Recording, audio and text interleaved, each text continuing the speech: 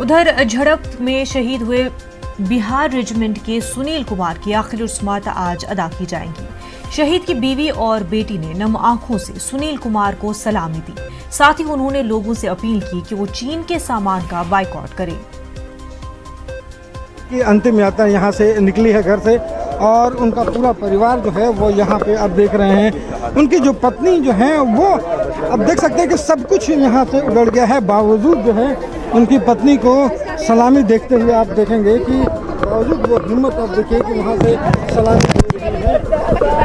मेरा सुनील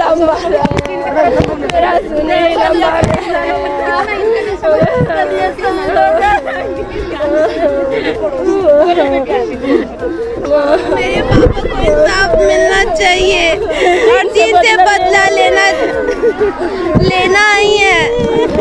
तभी मेरे पापा को आत्मा को शांति मिलेगा। तभी मेरे पापा को आत्मा को शांति मिलेगा और हमें पापा का बदला ले।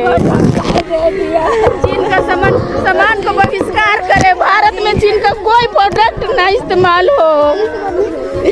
चीन का सारा सामान बहिष्कार हो। आगे से नहीं करता, पीछे से करता